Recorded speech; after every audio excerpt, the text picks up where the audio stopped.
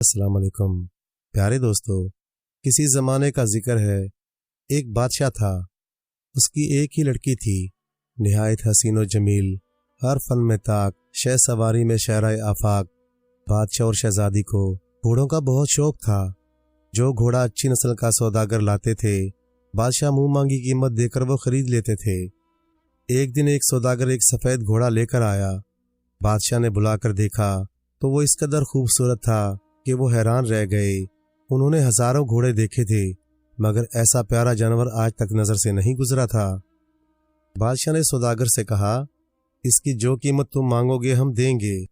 سوداگر نے ہاتھ باندھ کر عرض کیا، حضور جو مرضی آئے عنایت فرما دیں، لیکن یہ گھوڑا عجیب و غریب ہے، نہ عام گھوڑوں کی طرح گھاس کھاتا ہے، نہ دانا کھاتا ہے، نہ پانی پیتا ہے، اس وجہ سے اسے کوئی نہیں خریدتا۔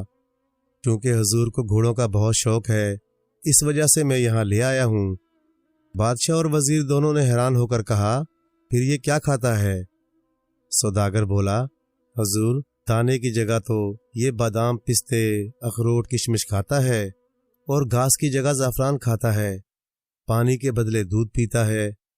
بادشاہ نے مسکرا کر کہا، خیر کوئی بات نہیں، ہم یہی چیزیں اس کو کھلائیں گے۔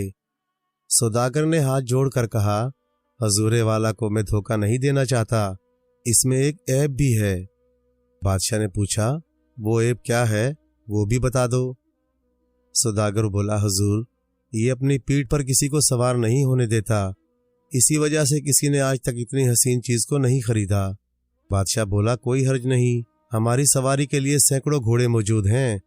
اور سوداگر خاموش ہو گیا تو بادشاہ سلامت نے وزیر سے کہا، خزانچی سے کہہ کر اس سوداگر کو 1,00,000 روپے دلوا دو، اور 2 معماروں کو حکم دو کہ ہمارے محل کے قریب ایک صاف اور کشادہ استبل شام تک تیار ہو جائے، اور سونے چاندی کی بالٹیاں بنواؤ۔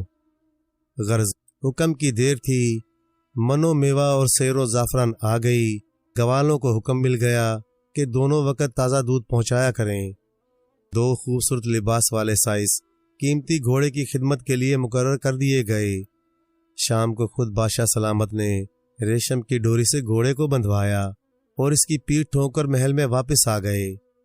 دوسرے دن شہر میں مشہور ہو گیا کہ بادشاہ سلامت نے ایسا گھوڑا خریدا ہے جو دانے کے بدلے میوہ کھاتا ہے اور گھاس کی جگہ زعفران چرتا ہے۔ اس عجیب و غریب گھوڑے کو دیکھنے لوگ جوک در جوک آنے لگے۔ استبل کے قریب ایک مجمع لگ گیا، مگر کسی کو اندر جانے کی اجازت نہیں تھی۔ لوگ باہر سے ہی دیکھ کر چلے جاتے تھے۔ کئی دن تک لوگوں کا ہجوم لگا رہا۔ گھوڑے کی خبر محل میں بھی پہنچی۔ شہزادی پہلے ہی گھوڑوں کی شوقین تھی، اس کی تعریفیں سن کر اسے دیکھنے کا شوق پیدا ہوا۔ اس نے بادشاہ سے کہا، ابا حضور میں نے سنا ہے کہ آپ نے کوئی گھوڑا خریدا ہے